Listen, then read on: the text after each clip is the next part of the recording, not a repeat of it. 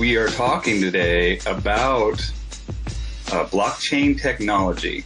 And a lot of people don't realize this technology. It's the technology that is behind Bitcoin and a lot of other cryptocurrencies. How do you explain to people what blockchain technology is, Jeff? When you put it that way, it's interesting. How do you explain what blockchain technology is? I guess I've been in Bitcoin for so long that I haven't really had to explain it on a basic level for a long time, for like years. So I haven't really thought about it. So let me think about it now, how I would explain it to somebody who doesn't know anything about it. I guess it's a digital currency. So I would explain that today all currencies today are basically digital anyway. Most of the numbers that you see in your bank account, if you have any money, if you've managed to scratch anything together after all the extortion, taxation, regulation, and those sort of things, and all the theft by order followers called police on the streets, where they confiscate as much as they can from you and try to extort you for anything, including not locking your car doors. Apparently, I just saw that someone got extorted for that by police the other day. But most of the money you have in your bank account is just numbers. It's just digits. There is no paper fiat currency sitting in a bank account anywhere. So it's all just computer money. We live in the digital age now. This is all quite normal. That we have most of these sort of things digitized now. It makes a lot of sense, actually. Not complete sense necessarily, depending on who actually operates the money system, and that's why it actually is so important that we have cryptocurrencies, because really there's sort of two risks here. One of them is that with the digital currencies, which almost all currencies now today are, if you have the government control them and the central banks control them, and those are sort of two entities that are kind of tied into one, and really the central banks own the government. It's not the government owns the central banks. Most people have that confused. And if they control everything and they have the extortion racket, that's what governments are. Governments are just the largest violent extortion racket in each area, and they've managed to be more violent and more aggressive than other extortion rackets. And so they become the biggest one in each area. And people today still actually believe a lot of the propaganda that those extortion agencies put out in their 12 years of government indoctrination camps, which most people are forced to go to, that they actually think that the extortion racket is there to help them or protect them, which is pretty funny. But a lot of people actually believe it, and they actually will stand up at their sports ball games and salute the flag and sing out the extortion rackets sing along and actually get mad when other people don't do it. It's something called Stockholm syndrome that a lot of people have. But if they control the money system and it's all digitized and they are the biggest extortion racket, that's really bad, because then they will be able to extort every single transaction you can imagine, because they'll be able to track every transaction because it's all digital. And if they control the money system and the digitized money system and they can track every transaction, then they will be able to extort you on every single transaction that anyone in the world makes. And that's essentially the end game, the end goal of what they want to do. They've been planning this actually for not only decades, but actually centuries. Even before there was computers, they wanted to do this. Now that there is computers, it's a lot easier to do, but it's also a lot easier to get around what they do, and that's why the internet has been so important. We can actually get out real information. So everything you've heard me say so far, you're probably not hearing this on CNN very often. You're probably not hearing this on the talk shows, the daily talk shows, The View. They're not really talking about extortion rackets and extortion and all that sort of stuff, because they're part of the programming. It's actually called television programming for a reason, and they just want people to stay enslaved as long as possible. But now, thanks to the internet, we have shows like yours and literally millions of others that we can still get this information out there. And this has actually caused a lot of changes in the world in the last 10 years, really. That's really when the public really got into the internet. I've been on it since 1993, but really people just used it for email and mostly just cat photos and things like that up until about 10 years ago. And now a lot of people still use it for just cat photos, unfortunately. They're really brainwashed slaves. But a lot of people are like, whoa, I can get access to real information on here. So this is changing things. You even have the president of the U.S. now, who is a total insider globalist. He's a puppet, just like all of them. He hasn't changed anything. The change the tax rates around 1 or 2% just to make everyone go, yeah, we won. No, you didn't win. You're still slaves, and things like that. But even he says things like CNN is fake news. And of course, CNN is absolutely fake news. This is like not even disputable information. This is like factual. If you just look at what they put out, it's basically all propaganda and fake. It's just like in North Korea what they put out. It's just like in East Germany what they used to put out, or Pravda in the Soviet Union. Now the U.S. is very fascist and very communist. I call it a fascio-communist police state now. And then they have their own forms of propaganda, and their propaganda is CNN and Fox and CNBC and NBC and all the mainstream media. And this is just widely well known if you look into these things. But thanks to the internet, we can get around these things. And now we have, for the first time, digital currency. And I know this is kind of a long-winded answer to your question, and it definitely isn't simple for your average person. I have trouble doing that. I'd leave that up to other people. I get into more deeper conversations a little bit. But really, now that we have a digital currency that something like Bitcoin, which actually you can track every transaction, which is kind of unfortunate. But there is ways to change that if we want to change that. If enough people wanted to change it, we could. And also, there's many other digital currencies out there where you really can't track the transactions whatsoever. So to me, Bitcoin's sort of like the gateway drug, sort of like how they say cannabis is the gateway drug to other drugs, although cannabis cures cancer, as you know, and cannabis is one of the most healthy and most important things actually for human health. That's why they want to make it out of the hands of people. Just like that, they want to make people think that Bitcoin's really bad, but it really can be the gateway drug into the gateway cryptocurrency into these other cryptocurrencies that have no way of tracking anything. Things like Monero or Zcash or Dash to some extent are some currencies. They're all doing very well, by the way, because people are starting to figure out that this is really important. And so that was a really long-winded answer to your question. I guess the short-winded answer is it puts the power of money and banking back to the people. So instead of the banks and the central bank creating the money and the banks controlling a lot of the money and holding the money, you can do all that yourself now. And that's why Barack Obama, who won the Nobel Peace Prize, never had one day of peace his entire presidency, said that Bitcoin is like having a Swiss bank account in your pocket. And it's actually much, much better than a Swiss bank account because you don't have to go to Switzerland to do it. And if that Swiss bank decides that they loses your money or decides they want to take your money, they can. They can't do that as long as you have the private keys and no one else has those private keys. So you can actually store today $1 billion if you wanted in your own brain. This is incredibly powerful. This gets around their extortion rackets and their schemes, and central banking is a big part of their schemes. That's how they control a lot of the world today, is because they control the money and they control the printing of money, the supply of money. And when you do that, as Lord Rothschild said centuries ago, I care not who makes the laws, I care who controls the money, and I control the money is what he said. And they created central banking. And that's really the root of their power. And that's why Bitcoin strikes at the root of their power. And a lot of people out there will say, isn't Bitcoin just part of their plan because it gets everything digitized and then you can track every transaction and all that sort of thing? It's like, no, because it takes away, Bitcoin is limited to 21 million Bitcoins that can ever be created. And we're about 16 million right now, so there's not too many more that will be created. That's the big part of their power, is being able to print the money. They can print up their money, as we saw in 2008. They printed up like $10 trillion and just gave it to all their friends as saying it was a crisis that they created. This is what they've been doing for more than a century. Since the Federal Reserve was founded, at least in 1913, they've been doing this.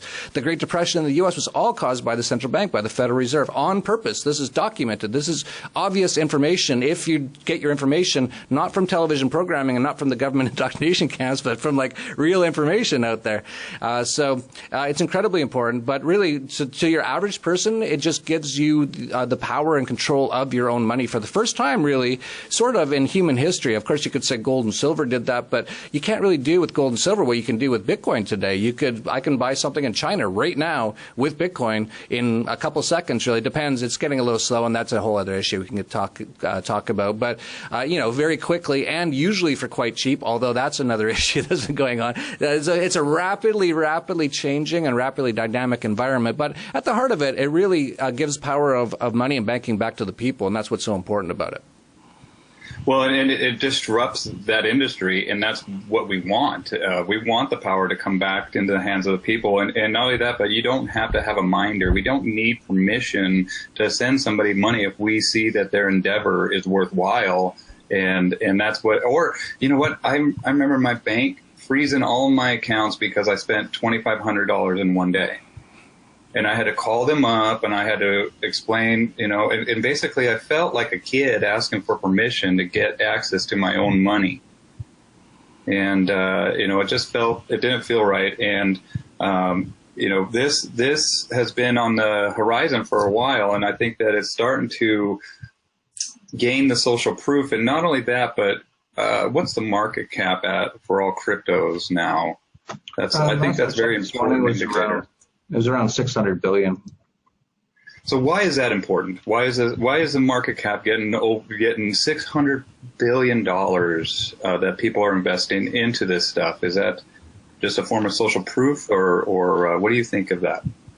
I think it's very significant, and I've said this many times. If you look back a year ago, and I can actually look right now, I can pull up the exact numbers, but a year ago it was around $15 billion. I'll pull up the exact number right now. 15?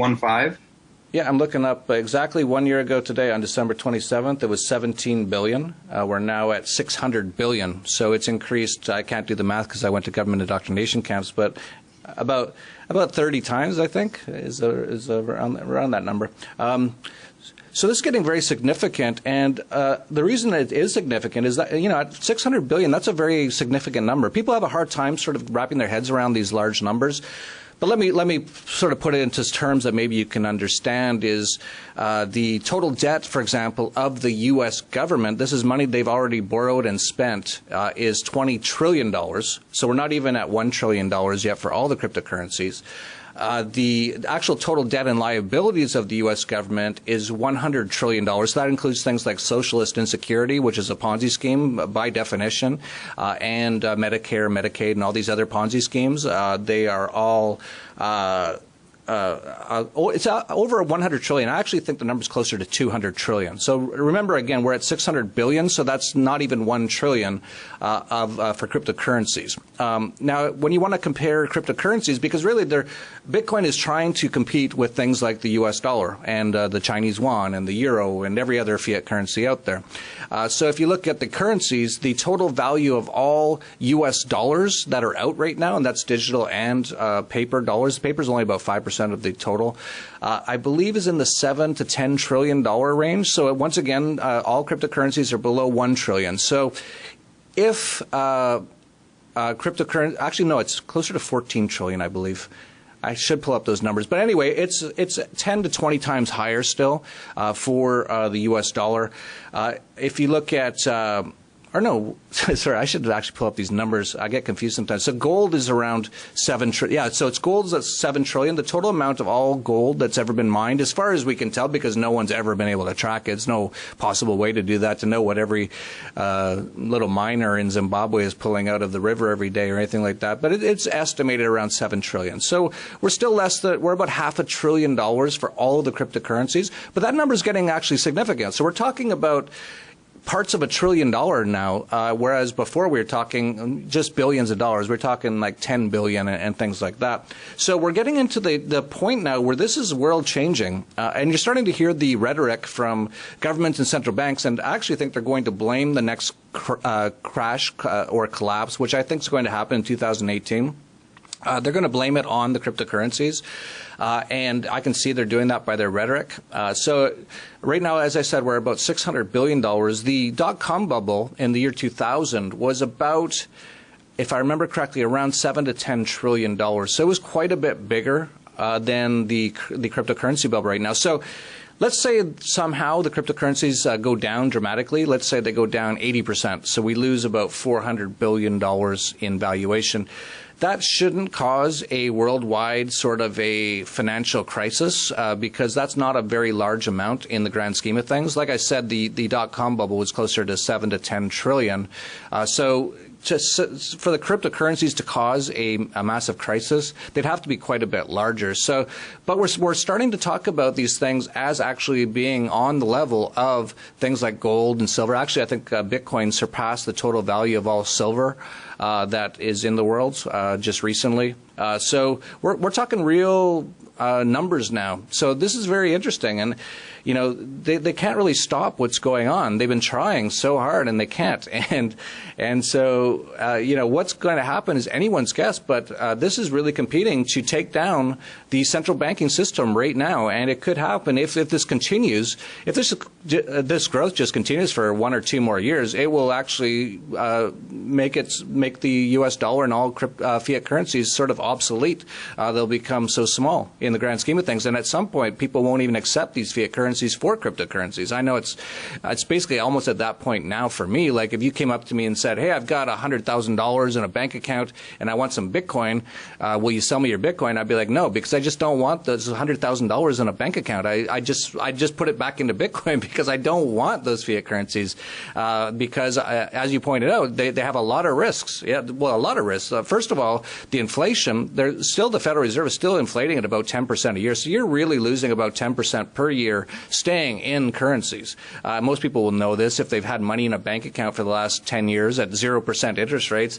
What they could buy 10 years ago was a lot more than what they could buy now with that same amount of money. So you're just losing money constantly with it. Plus, as you mentioned, the banks could just seize it.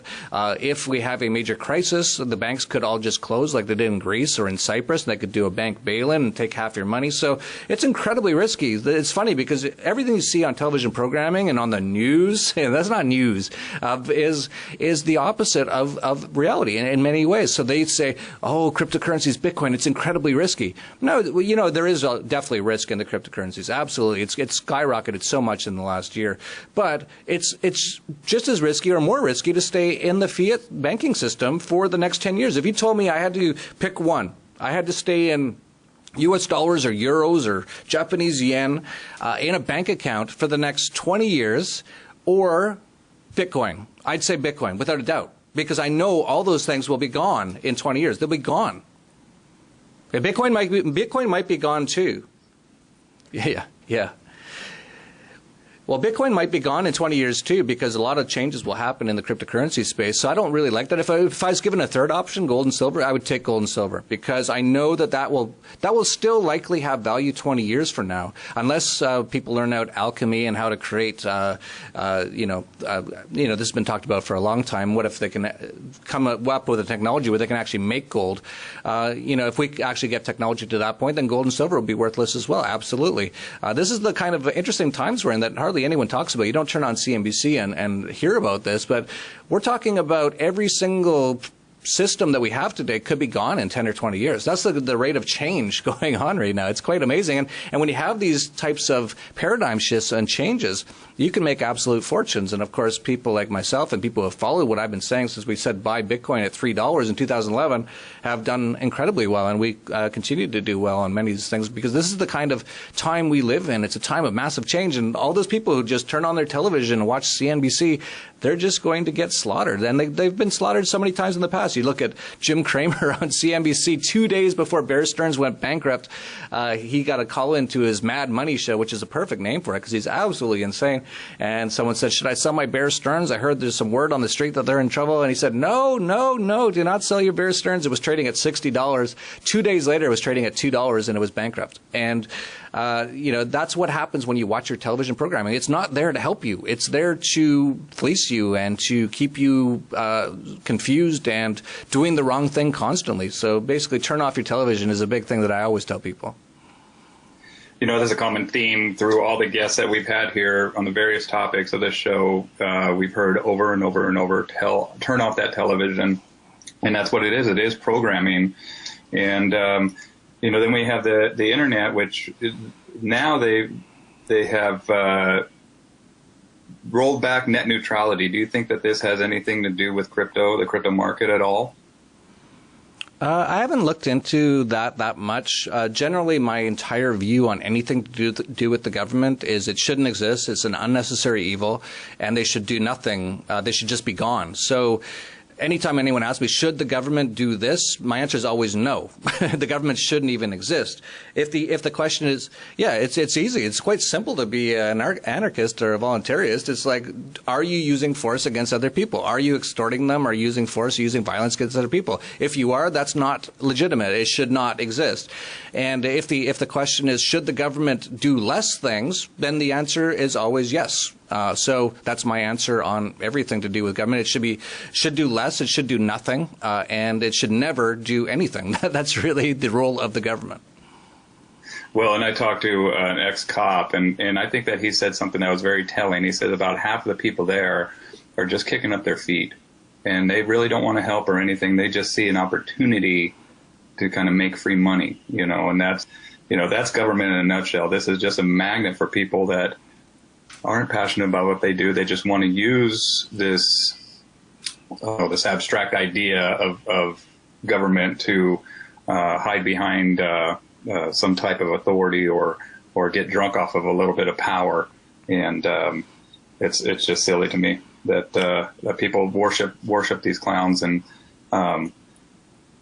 that's it. The people that are big believers that we do need a government are going to be the ones that are going to be dragging their feet on this. And I think that the amount of work that goes into this and the amount of critical thinking that you have to kind of do to research is going to ensure that the majority of Americans will stay poor and not get into this crypto market.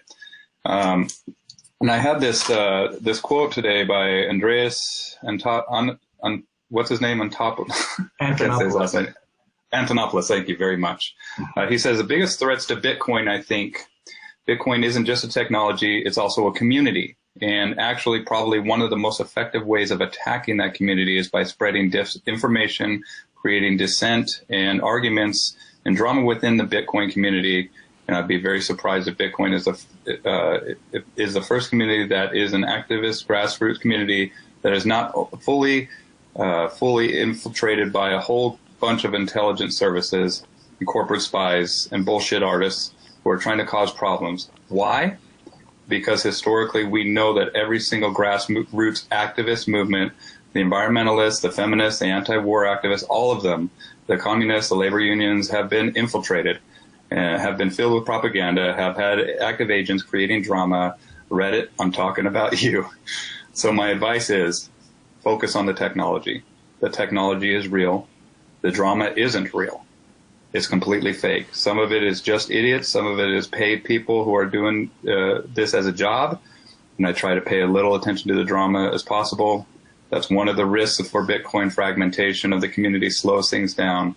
That the brightest programmers we have are spending all day dealing with trolls on Reddit. They're not writing code. And that's the danger of our system. And that's where we need to look at the underlying technology behind there. And a lot of these people get caught up, and I think that it is an emotional response that they want to grasp onto some drama and, tell people not to get caught up in that drama. Instead, look at the underlying technology. And the blockchain technology, economists called it the trust machine. And I really like that. Do you agree with that? I haven't seen The Economist, what they said on that. So they called Bitcoin the trust machine? Yeah, or the blockchain. The blockchain technology. Yeah, that's... It was a while ago before Bitcoin took off. I mean, they were doing this at I think $200,000. The trust machine. That's interesting. The Economist magazine is owned by the Rothschilds, and it puts out a lot of propaganda. But it's quite clear that essentially the central banks, the people who control the central banks, who control the governments, they have realized that Bitcoin and cryptocurrencies and blockchain are the biggest threat to their system by far that's ever existed. And because there's really no way to just shut it off unless you shut off all the power or shut off the internet to pretty much the entire world, there's no way to stop it. And so they've realized that, and sort of that quote by Antonopoulos is true. They're trying to infiltrate on every level they can, and they have in many ways. They've been successful in some ways to try to slow this down or try to hamstring or try to sabotage things like Bitcoin. And I think some of the things going on with Bitcoin, we talked about this earlier, is as a result of some of their involvement. They've managed to slow it down. They managed to make it more expensive. This concept that the economist has that blockchain is the trust machine is interesting because, yes, absolutely, blockchain essentially enables it so there is no one source that controls things. So for that reason, if there is no one source, then it's more trustable because there's not just one person who can go and change it. In fact, you can't change blockchains. That's the whole point of blockchains, is that if you do even change it, then there's a record of that change and that not one person controls that information, so that it is, in many ways, it depends on the blockchain, of course. If it's only on 3 computers and you own all 3 of those computers, it's not very immutable or not very secure. But if it's on literally thousands or millions of computers across the world, then you can have a higher level of confidence that the information on those computers is real information that actually it is something that you can have confidence in. So what the economists and a lot of these things are doing, and what the governments are doing and central banks, is trying to say, yeah, blockchain's great, because you can't deny just fact or truth too much, or you're just going to look like an idiot and just go, oh, it's bad. It's just bad that you have this sort of a thing. This is just bad. And then you ask them why, and they have no reason. It's like people stop listening to them. So they're like, okay, yeah, blockchain's good, yeah. So, but we need to control the blockchain. That's what they're trying to do. So they've started up things like Ripple, which is sort of a semi-cryptocurrency, yeah, which has a blockchain, but that they sort of control, and they're trying to do actually. I have no doubt that they will try to do all the currencies like the U.S. dollar and the euro and Japanese yen all as cryptocurrencies online, on digital cryptocurrencies, but they will control the blockchain. They will control the issuance of money, and that's the whole important part. So what they're trying to do is say, yeah, it's really good, but we want to control the issuance of the currency, and we want to control pretty much every facet of it, but it'll be on a blockchain, so you will be able to see the transactions and things like that. That's sort of almost the opposite of why Bitcoin is so powerful, or why a lot of these things are so powerful. The reason why Bitcoin has so much value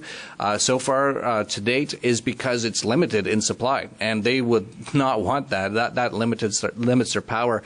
So that's what's going on. Yeah, there's an absolute battle. I said the war for Bitcoin has begun. I said that a few months ago. It absolutely has. This is why, in many ways, Bitcoin has become slower and more expensive, is because, in many ways, so like, for example, Bilderberg, the chairman of Bilderberg essentially controls a company called Blockstream, which is invested in by AXA, which is a large insurance conglomerate, which actually employs a lot of the Bitcoin core coders and has had a lot of sway on what goes into Bitcoin or not. And they've been building out all kinds of sort of side chains, which sort of it's almost like creating a fractional reserve banking system on Bitcoin. And a lot of people, this has gone over their heads. A lot of people have this blind belief in just coders, and if they write really good code, that whatever they do is good. Well, that's not necessarily true whatsoever. Like, if you can write really good code, great, but if what you're trying to do is make it so Bitcoin is slow and is expensive, which is essentially what they're doing, then it's not good whatsoever, if that's what you want. If you want a slow and expensive Bitcoin, then great, then you're getting what you want. That's what the bankers want, and that's what the governments want. But this is really the struggle that's going on right now. So this quote by Antonopoulos on drama is interesting because, yeah, I don't like drama. I hate drama, and it should just be all about code. But you're having like essentially a takeover of Bitcoin trying to be going on right now. So for people to actually be bringing up that this is a problem, which you could call drama, but it's like this, I'm just pointing out, this is a problem. This is an issue, and it's, here's some of the alternatives, and here's what might happen because of this.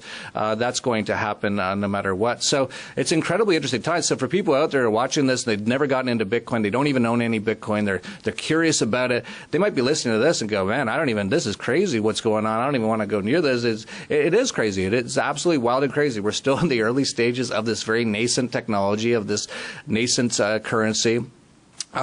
It's sort of like being around the internet days in 1993, 1994.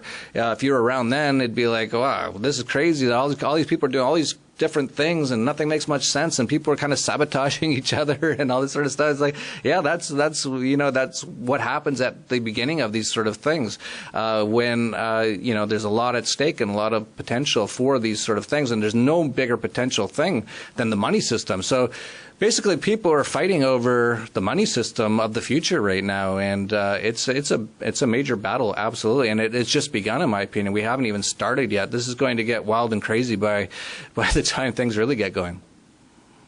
Yeah, and just imagine way back when the internet just happened, or when Facebook or Twitter. Like I just couldn't. Somebody was trying to explain to me what Twitter was, and I'm like, why the hell does anybody care about what I do in the morning? Or why the hell would I want to post up, what I'm, it just didn't make sense. But now, I probably posted up something this morning, it's just something that at first blush, it's not really accepted. But, this isn't going anywhere. And imagine if you had the foresight to invest in some of these early startups. And, even the growth model of these cryptos puts some of the prior big earners to shame. And, I just saw that. Well, I wanted to touch on what you were talking about earlier about this blockchain. Do you think that and here's I just put up on the screen a little receipt from one of your transactions recently of the Bitcoin, where you had to pay like almost $2,000 in fees. But do you think that the global elite are kind of approaching this kind of like the Morgans, the Rothschilds, the Pierponts, the Carnegies, Guggenheims, where they would buy out railroad sections and wouldn't allow anything to come through that section. It's kind of like that old robber baron type of thinking. How can I get control of this? And when I heard you saying that the Rockefeller blockchain stream that they are kind of slowing down, do you think that that's on their agenda? Oh, absolutely, 100%. That's exactly what's going on, and it's totally to be expected. They are not going to go down without a fight. And like I said, they can't stop Bitcoin or cryptocurrencies without turning off the power to pretty much the entire world, or the internet to pretty much the entire world. That'd be the only way to stop it. And that's a pretty big task even for them. There's generators, there's, ways of getting internet access, there's mesh networks. I can't see, actually, just thinking about it right now, there's really no way they could turn off the power to the entire world. Now, a lot of people might say they could launch all their nuclear missiles and blow up the entire world 50 times over or 500 times over. Yeah, that's possible. But if they do that, then, there's no point really talking about anything. And that's why we really need to get rid of government, because that's the risk. These people have control of these sort of things. And they extort trillions of dollars a year from everyone. So they have so much access to all these sort of things and ability to do whatever they want to control us and to enslave us. And so people out there really need to realize that. But yeah, no, they will do everything they can, because this is the root of their power. The money system is the root of the power. Without central banks, for example, let's say we got rid of all central banks and Bitcoin was the money of the world, which a lot of these. It's funny because I'm a huge conspiracy theorist. Like, there's not many people who are further down the rabbit hole than me. But the conspiracy theory that Bitcoin was created by the government is nonsensical and idiotic. And the reason is because Bitcoin has the potential to destroy governments and central banks. So why would they create something that 100% has that potential? They would not. And they're not that smart, actually. They're not that creative. If you look at all the things that they do, they always, the market creates something first and then they co-opt it. That's what they do. They're not creators. They're not creative people, but they're very power hungry, and they have, trillions of dollars of money, and they have no problem killing people to get their way. So they will do those sort of things. So when they look at Bitcoin, they're like, well, we can't turn off all the power in the world, and plus that would cause us problems too. We can't turn off all the internet in the world. That would also cause us a lot of problems. They're trying now to censor the internet. That is still something they're trying to do, and every time they do a false flag terror attack in places like London, Theresa May, the prime murderer in the UK, will come out and say, oh, we should turn off the internet. Even Donald Trump, the great savior that a lot of people seem to think he is, which is hilarious, just like Barack Obama, the hope and change. It's like, oh, he's saving us. Oh, is he? Is he saving us? He's in charge. He's the front man of the exact entity that actually enslaves you, and he's saving you, is he? Yeah. But he came out even after one of the most recent false flag attacks and said, or hoaxes, whatever it was, and said that, yeah, they should turn off the internet. They've been saying this. They've talked about the internet kill switch for a while, so they've talked about it. It'll be really hard for them to do. The cat's sort of out of the bag on them on the internet. The internet's another sort of invention that is sort of like Bitcoin. It was a game changer. And, of course, Al Gore has said he created the internet. Of course, he's a total habitual liar, so there's no reason to believe that he created the internet. And he obviously didn't create the internet. He also this whole global warming scam was a total scheme and a scam as well. Since the internet came out, that was sort of like the second coming of the Gutenberg press. And the Gutenberg press was actually, before the internet, the latest thing that sort of hit at their power centers, at their control. For the first time ever, the Gutenberg press, centuries ago, you could actually get your information out to the world, whereas before you had to actually just walk from town to town and tell people. Now you could put it out in a book and get your information out. The internet was sort of like the next level, where now you have two-way communication. Not only can you get your information out, but you can get information back from people from anywhere in the world. An amazing technology. Obviously, I don't think anyone can dispute how amazing the internet is, or how many great things it's brought into our lives. Paul Krugman, though, in 1999 said that we'll soon see that the internet had no greater effect on society than the fax machine. He's, of course, a globalist insider who's a Nobel Economist Prize winner who's just an insider at the New York Times. So he puts out all this fake information all the time as well to keep people confused. But they... I got a little off track here on the question, but what was the question again about? Well, we're just talking about how they are trying to control this, and like how the robber baron would take the railroad lines, and for like Standard Oil or anything, they would say, okay, you can make it to about here, but your end destination's way over here. What are we going to do here? Right. So I actually talked to some of these globalists. Like I've gone to Bilderberg, and I've actually been one of the only people to sneak inside of Bilderberg while it was actually happening. And because of that, I snuck into the Bilderberg Hotel with Lou Kradowski of We Are Change and Dan Dix of Press for Truth a few years ago, and we were actually in the bar of the hotel the night before Bilderberg, and the entire White House press corps was the only people that were there, and we chatted with them all night and got really drunk with them actually, and they told us, oh, you guys are real journalists, we're just actors, and they said we just read what's on the teleprompter. We know it's all fake, but we got to pay our mortgages. That's what they told us, and so these money for morality. Yep.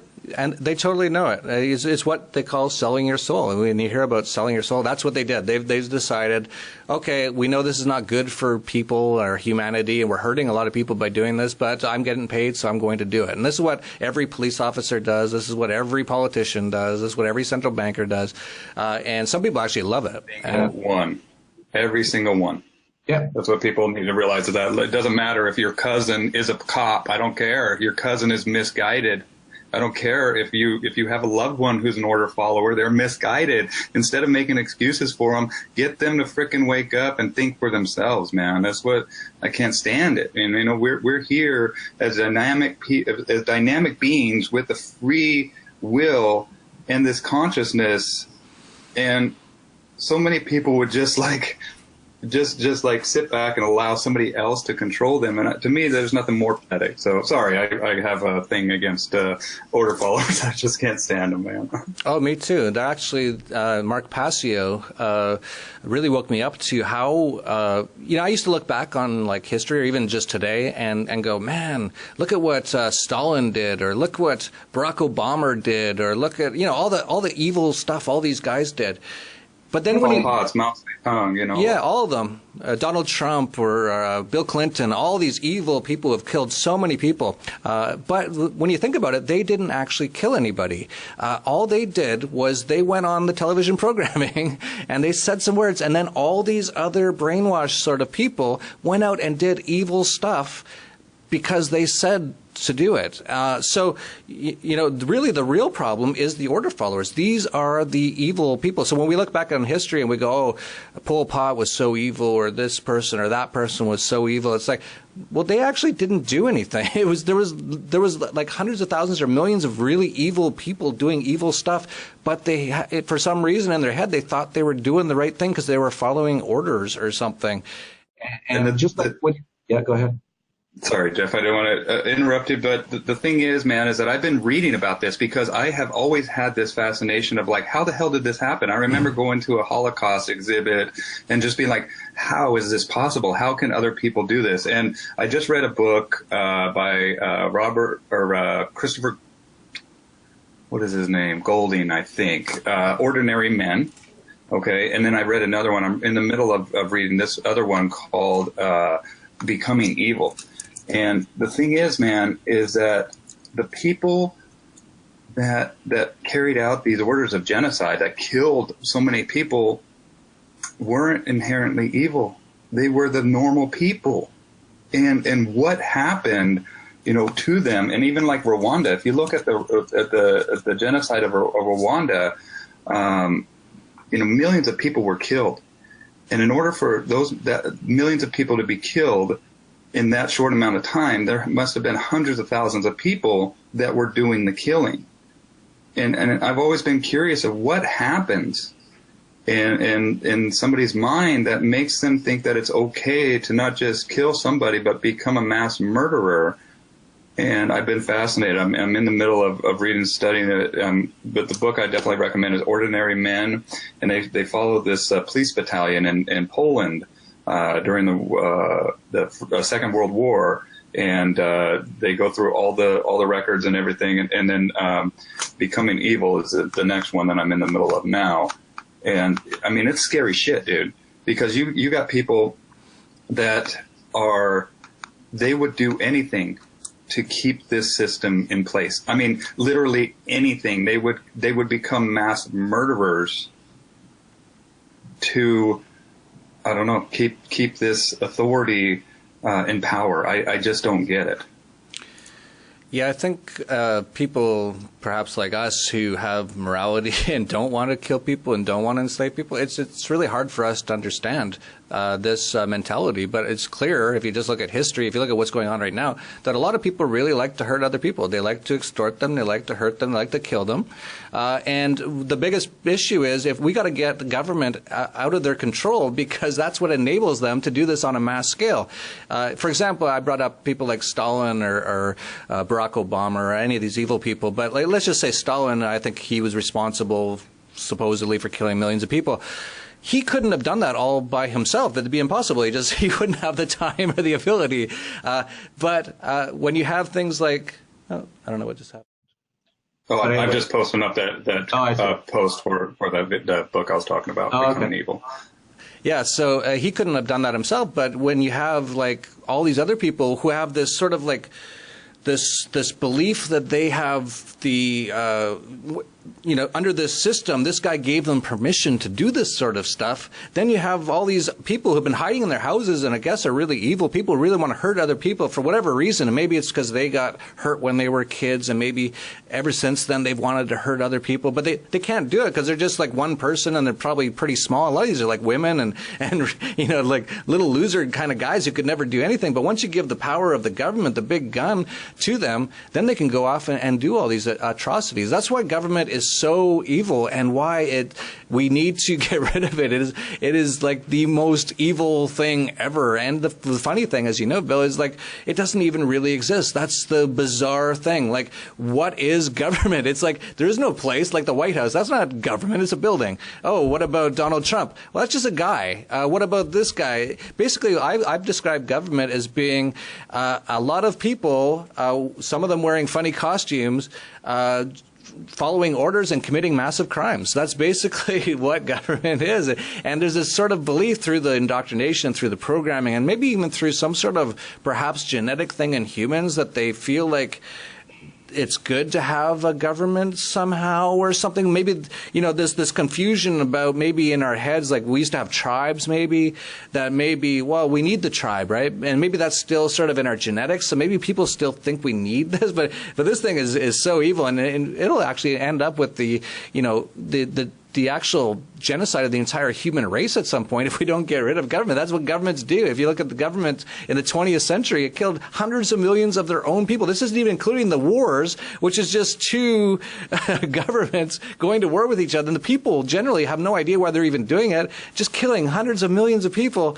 The fact that they say anarchy is dangerous and that you better watch out of those anarchists is like we didn't kill hundreds of millions of people. We want to stop all this. This is what we want. And it's amazing how people will think we're the dangerous ones and government is the good thing. Well, and we know how to say no. We know how to say no. Fuck yourself. I'm not going to hurt that person. I'm not going to shoot this person. I have no clue who he is. He has not violated, my natural law rights. And a lot of this stuff, Mark Passio talks about parental abandonment, and I think that this goes into that, of looking for that parental figure, and coupled with the approval of others and being in that tribe, and then put on a uniform.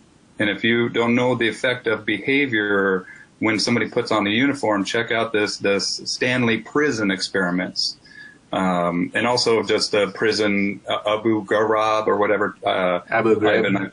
Yeah. And just look at what these people do, that if you saw them before they put on a uniform, you would never really think that they were capable of this. But when you look at the pictures, look at the proof, I mean, it's not just evil shit, dude. It's like creatively like evil. Like, it's like, I don't know how to explain it, but it's something that is present. And to ignore it is not going to be the solution. It's going to create more of that, and to worship it.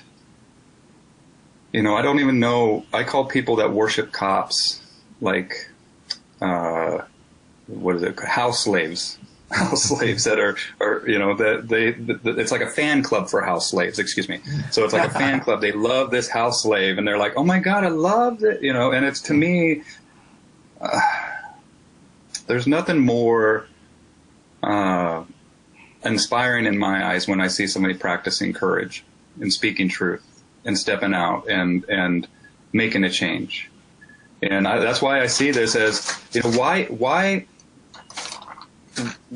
should anarchists be bountiful? Why should we live in abundance? Why is that a good thing?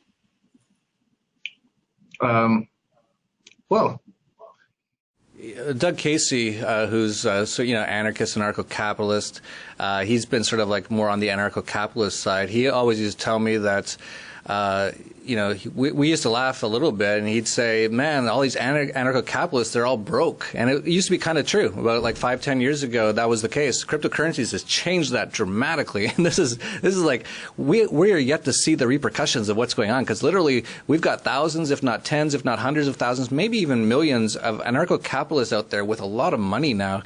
This is going to change the game. And, really, some people come out and say things like money is bad, money is evil. We should have, get more of these sort of like, not communist, but sort of like, I forget what they call themselves, the Venus Project type people, and they'll say, oh, we got to get rid of money. It's like humanity's not ready to get rid of money. Money still has a lot of very good benefits for us. The barter system sucks, and if we want to have anything, like unless you're one of these sort of anarcho-primitive sort of people who believe that we should all just be living in the forest and eating nuts and stuff like that. And you know what? I can tell you that wouldn't be the worst thing that ever happened if we were like that, because we've gotten so far away from that now as humanity with our modern lives that most people haven't even been out for a walk in the woods in like years. They haven't touched nature or seen nature in years, and we actually need that. So there's some good things to all that stuff. But to say that money's evil, we should just get rid of it.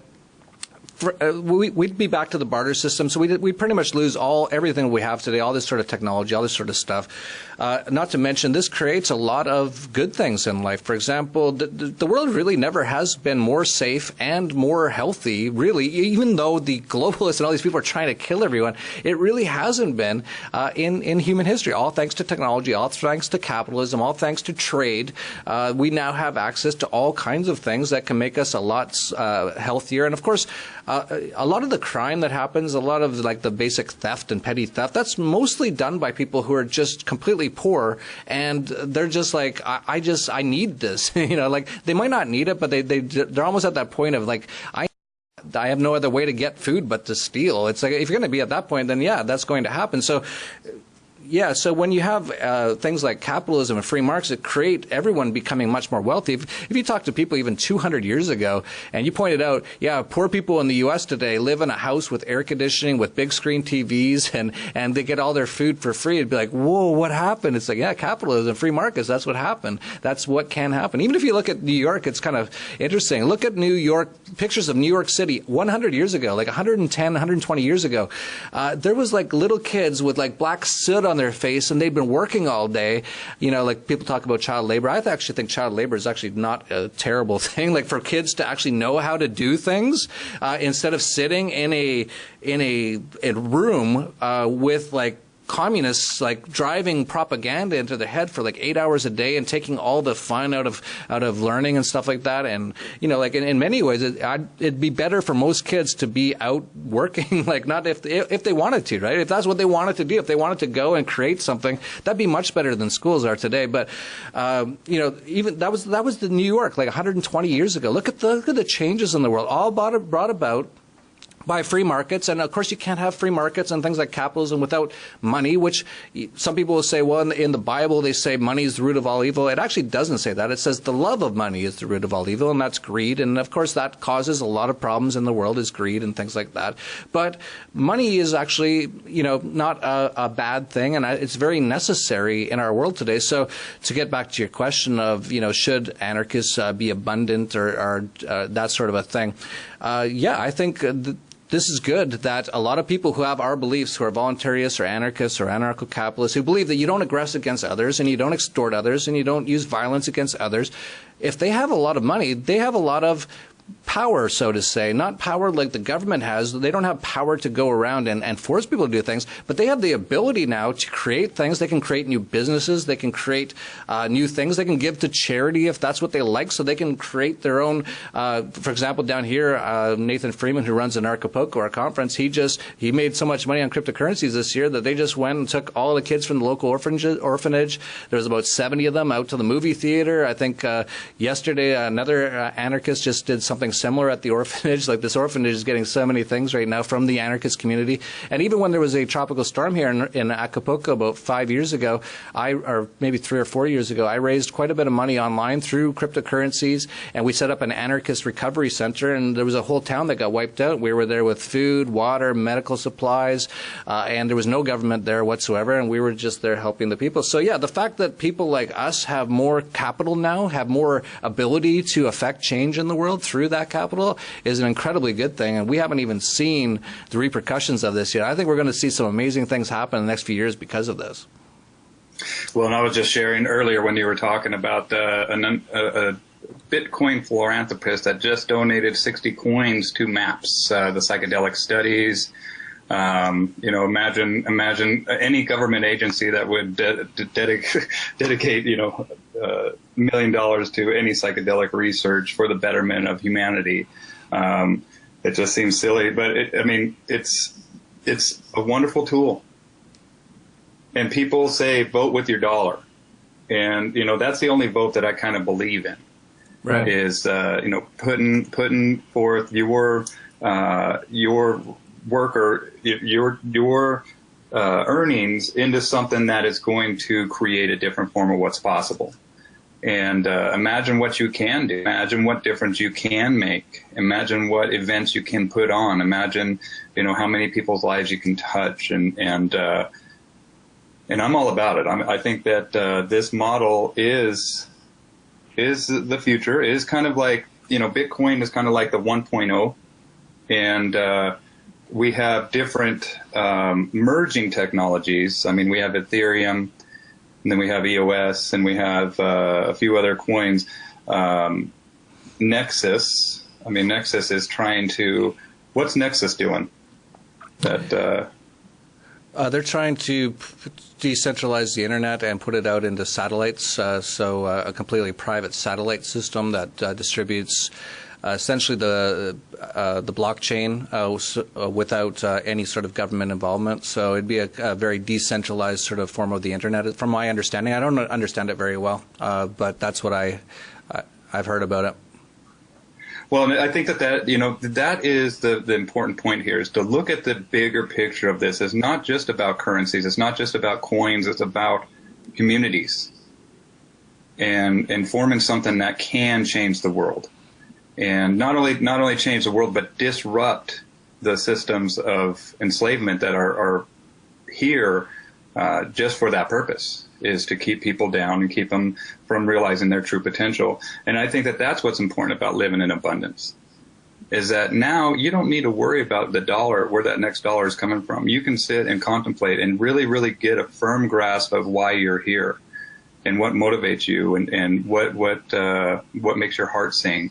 And you don't have to worry about waking up early in the morning to go, like a lemming and travel to work and like you said, sit in a communist model for 8 hours a day, being programmed, and knowing, that the true heart of your being knows that it's not right. And that's where we get a lot of these people that, take these antidepressants and SSRIs, instead of feeling that as something that needs to change, as something that's wrong inside, they just mask it. And that's not the answer, in my opinion.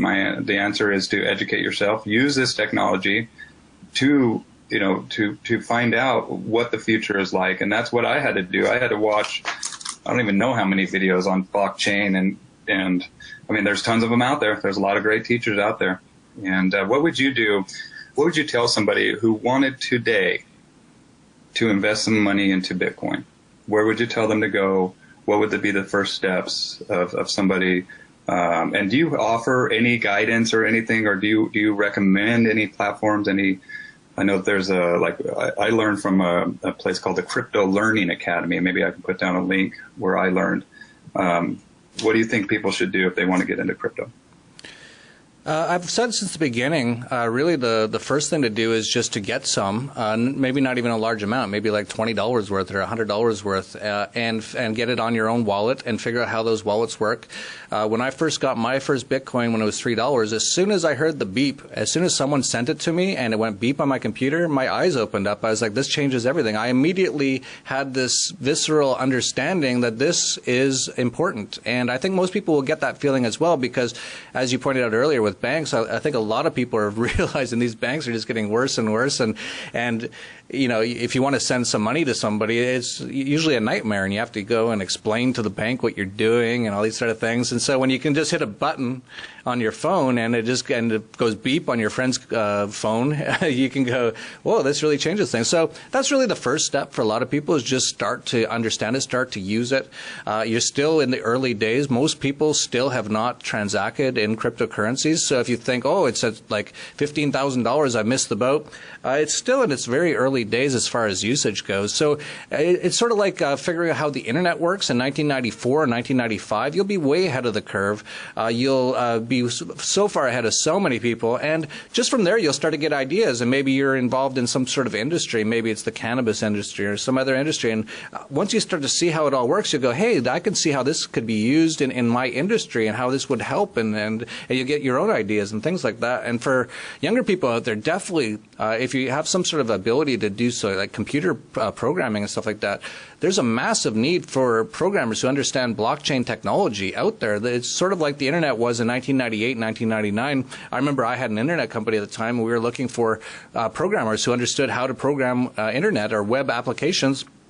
it was almost impossible. You'd have to pay them hundreds of thousands of dollars a year for like the worst ones. If you wanted the best ones, forget about it. It'd be millions of dollars, and they usually were running their own companies anyway, and they were already making money. That's the exact same thing on the blockchain right now. If you want to get one of the top blockchain guys, that's people like Vitalik Buterin or Dan Larimer. These guys already have their own operations that are worth hundreds of billions of dollars. You're not going to be able to hire those sort of people. So who are the next level down? Well, they're already doing their own things too. So who are the next level down? Pretty soon you're getting down to guys who just learned about it like last week, and they want like hundreds of thousands of dollars to work for your company. So you could definitely do that. Like, this is where the opportunity is in the blockchain space right now. And, you know, if you listen to the culture, it will tell you, go for your 4 years of college education. It's like, those are absolutely useless. I don't even think they teach blockchain in those places. Like it's a complete waste of time and money. Just go and learn. And you can learn all this stuff online. Like, there's no need for schools anymore. All information's on the internet. Just get online and find ways. And Bill, you mentioned one, and I think there's a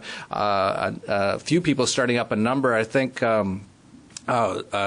Jason King is starting up a sort of like almost like a school for blockchain programming and things like that. So a number of them are coming online right now. But that's where I would say is to get most involved is just get involved, understanding the technology and start using it, and being able to do things in this ecosystem is really where you'll make a lot of money. Not so much just in investing in the currency itself.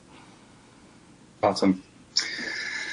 Well, and I think that's it. It's just doing it. You know, that's what it takes, is just experiencing it. You know, and you know, it's new technology. It's going to invoke doubts, fears, anxieties from the get-go, but you do it anyway, and know that there's people out here that can teach you and you know, teach the why we're doing this as well. And you know, I think that's it, man. What if people want to get a hold of you, Jeff? How do they do that? Well, don't call me or anything. I'm very busy. But if you want to find me on the interweb, I'm at dollarvigilante.com. You can find all our videos on YouTube, Dollar Vigilante. We also have Anarchast, my most listened to anarcho-capitalist podcast in the world. It's just on YouTube at Anarchast. And, of course, we have our upcoming conference, Anarchapulco. It's going to be our 4th annual conference coming up February 15th to the 18th in Acapulco, Mexico. And you can just go to anarchapulco.com to find out more information on that. And this year our keynote speaker is Ron Paul. We have people, we've mentioned Mark Passio during this interview. He'll be there, Larkin Rose, so many other great people, Jeffrey Tucker. I could go on. And we also have an entire day on cryptocurrencies called CryptoPoco. You can find that at cryptopoco.com, all hard to spell, but if you type into Google, you'll probably find them all. And then we even have, so the day after, so February 15th to 18th is Anarchapulco. The final day is CryptoPoco on February 18th. And on February 19th, we even have the Dollar Vigilante Internationalization and Investment Summit, which is a lot of cryptocurrency-related stuff, all in Acapulco, Mexico, right here, all that week. So it's an entire week of interesting information, people, lots of amazing people doing amazing things are all going to be gravitating here to Acapulco, Mexico, and it's right on the beach in February in Mexico. You can't really beat that. So I would definitely advise people to check that out. Excellent, man. Well, thank you, dude, for joining us today. It's been a pleasure. Yeah, my pleasure. And thank you, everybody, for listening to another episode of the Free Your Mind podcast, number 112. We'll talk to you soon. We love you. Bye-bye. In a world.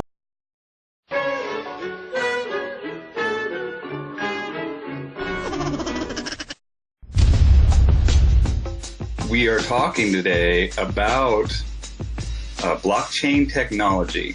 And a lot of people don't realize this technology. It's the technology that is behind Bitcoin and a lot of other Bitcoin or cryptocurrencies. How do you explain to people what blockchain technology is, Jeff? When you put it that way, it's interesting. How do you explain what blockchain technology is?